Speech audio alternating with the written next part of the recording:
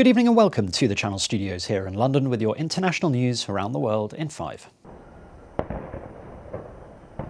Israeli forces have stormed the Al-Aqsa Mosque, firing rubber bullets and tear gas at Palestinian worshippers.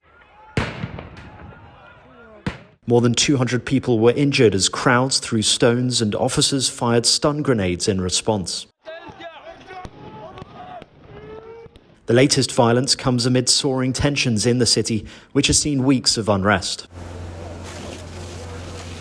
Israel's police force said thousands of Palestinians barricaded themselves in the building overnight with stones and Molotov cocktails in anticipation of a confrontation during the Jerusalem Day, the annual celebration of the capture of East Jerusalem. During clashes outside the city walls, images showed a car being pelted with stones before crashing into bollards and hitting a man. Meanwhile, Israeli firefighters were battling fires near the border with Gaza after Palestinians sent incendiary balloons over the border. The US government has issued emergency legislation after the largest fuel pipeline in the country was hit by a ransomware cyber attack. The Colonial Pipeline carries 2.5 million barrels a day, 45% of the East Coast supply of diesel, gasoline and jet fuel. It was completely knocked offline by a cyber criminal gang on Friday and is still working to restore services. The Taliban has declared a 3-day ceasefire across Afghanistan to mark this week's Eid holiday. The announcement comes just days after more than 50 people, mostly young girls, were killed in bomb blasts outside a school in the capital Kabul. Eid marks the end of the Muslim fasting month of Ramadan, its start determined by the sighting of the new moon. The Taliban declared similar ceasefires last year to mark Muslims' holidays. Japanese Prime Minister Yoshihide Suga has said he has never put the Olympics first, as an opinion poll shows that nearly 60% of people in Japan want it cancelled.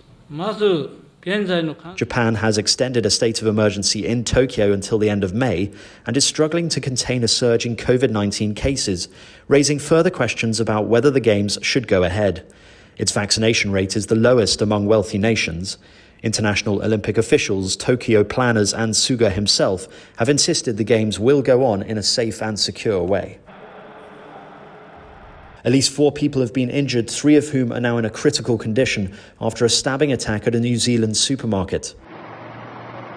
The stabbing took place at a Countdown supermarket south of the island. Local media say the 4 injured are both employees and customers. At this time, we have limited further information to provide. Prime Minister Jacinda Ardern said the motivation behind the attack was not clear, but there was no indication it was a domestic terror event.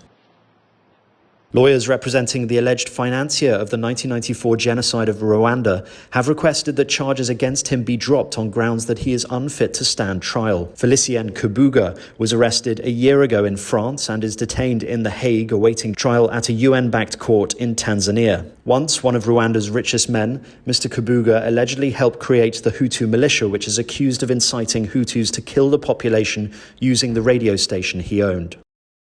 Authorities in China are still searching for a leopard that escaped from a wildlife park near the eastern city of Hangzhou. The animal was one of 3 leopards to escape from the city's safari park.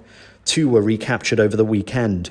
Local authorities have asked residents to stay on alert as the parks remain closed. Several staff members, including the attraction's general manager, were detained as police launched an investigation into the incident. Elon Musk has said the rocket company SpaceX will now accept the cryptocurrency Dogecoin as payment. In a tweet, he said the commercial space exploration firm will launch the Doge 1 mission to the moon early next year. Mr. Musk's tweets in recent months have helped to turn the once obscure digital currency, which was started as a social media joke, into the world's 4th biggest cryptocurrency. And finally, a whale has caused a bit of a stir in London after accidentally swimming up the Thames. Thought to be a young minke whale, it was first spotted on Sunday. People gathered after it became stuck as the tide started to recede, with a first responder hosing it down while waiting for rescuers. It later escaped after the Coast Guard tried to escort it back out to sea. Minke whales are usually found in the Northern and Pacific Oceans, which makes this event incredibly rare. And that's your international news around the world in 5. Now back to the Channel Studios in Lagos.